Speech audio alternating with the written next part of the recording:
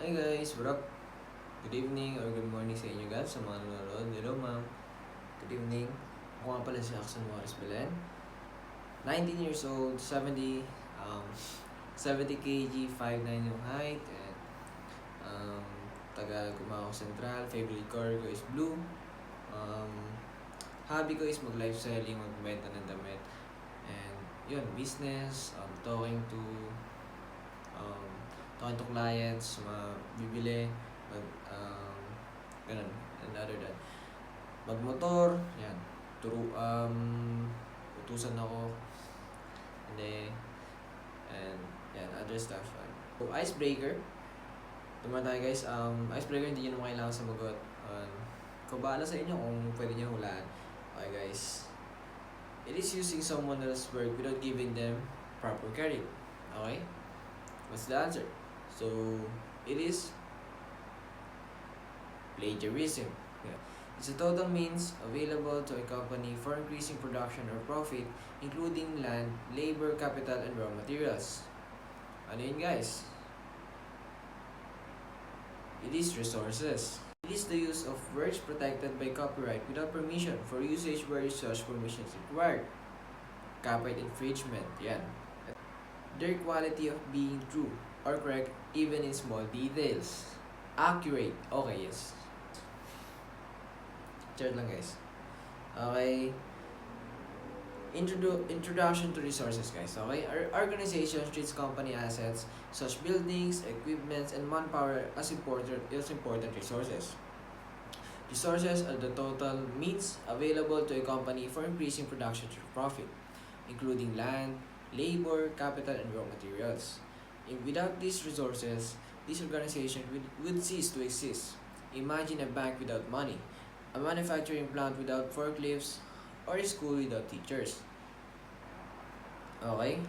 Physical resources are tangible that can be easily identified. Physical resources lies, example na lang na ito yung mga GI pipe. Like example na ito sa mga building. Ano yung mga resource natin? Yung mga bakal, mga hollow blocks, and other stuffs. And conceptual resources na not tangible and are considered valuable for what they represent rather than other physical counterparts. And unlike other organizational resources, information can be considered like expandable. Information can be expanded without compromising its integrity.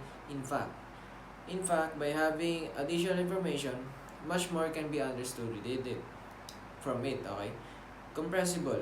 Although responsible information can give more detailed explanation, it may not always be needed.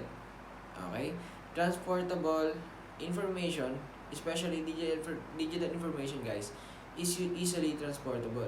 With the use of internet and various technologies, data can be sent through any of the following: sent by email, Facebook, Instagram, or uploaded to YouTube. Diffusive. Gossip, ito yung mga chismis guys, yung mga rumors na madali lang ipakalat. Yan, di ba? Tingnan natin dito guys yung mga transportable. Okay, ito yung mga transport, pwede siya ma-share, pwede siya makalat. Ito go, send ko lang siya sa messenger, via messenger, send ko na agad sa'yo, di ba? Madali lang siya ikalat or ipasa sa iba't ibang tao. Then, sa shareable, since information can be easily spread, it is considered shareable as well. Information can be kept calling it secret. However, once a person decides to tell it someone, then he or she will no longer have. Yes, tama naman yun, shareable. Okay guys, pag once kasi sinare natin yung information, like example, sinabi ko na may pera ako sa isang tao, hindi ko na siya control, kung sasabihin niya pa yung sa iba, or hindi na. Kasi sinabi ko na di ba? Hindi ko naman pwedeng huwag mo ito sasabihin ha. Kasi hindi naman natin sila control, hindi naman natin sila babadayan 24 hours. Hindi kailangan ba natin magbanta? Ganun. Hindi naman natin sila bantay, hindi naman natin sila parang cargo. Di ba? So, yan. Shareable, madali lang siya i-share guys. Then, characteristics of a valuable information. Unang dun guys is accurate. Okay, unang dun guys, accurate information is error-free. In some cases, inaccurate information is generated because of inaccurate data was processed.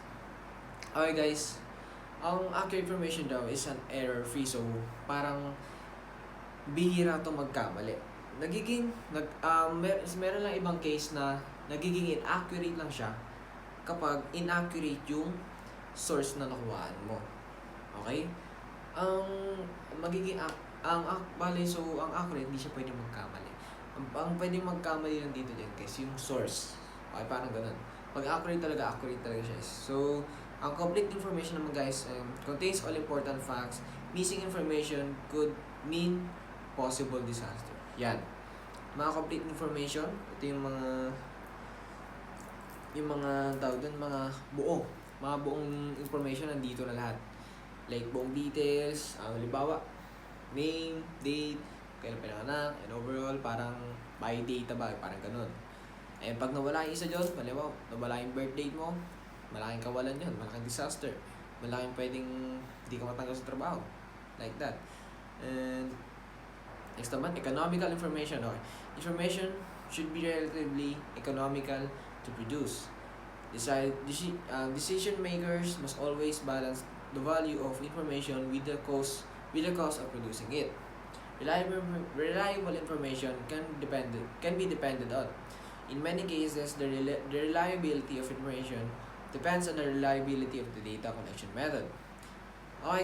Flexible information can be used for a variety of purposes. Ano connect nun guys, di ba? Simple. Information should also be simple, not overly complex. Yes, dapat hindi na yung information guys, hindi na pina-exaggerate yung mga chismosa niyan. Nagpunta lang, kunyari ba na lang guys, nagpunta lang yung girlfriend mo sa isang bahay. Sa bahay nyo. Ang sabihin ng chismosa dyan, buntis na siya. Nakarap po ba ito? Like, di ba? Grabe naman exaggeration yan. Nandun pa tayo sa beginning, nasa ending na sila. Di ba? Timely information is delivered when it's needed. Yes. Siyempre, ilagay mo rin yung information mo, di ba? Dapat itama mo rin sa tamang oras. Yes, and verifiable misinformation we check for correctness. Hindi na po pasok guys yung mga reliable ba sila? Like sa research, di ba? Tama ba information mo? May connect ba? Relevant? Or other than that, verifiable, like sa mga fake news. Yan, di po pasok mga information guys, mga fake news. Kailangan na-verify sa mga other sites, ganun. Para maraming hindi maloko. Okay? And accessible. Information should be easily accessible by authorized users to be obtained in the right format at the right time to meet their needs. Okay, so itong accessible needs guys, dapat madali silang makuha or madaling mahanap or makuha ng mga kailangan dito. Okay? Halimbawa na ito guys yung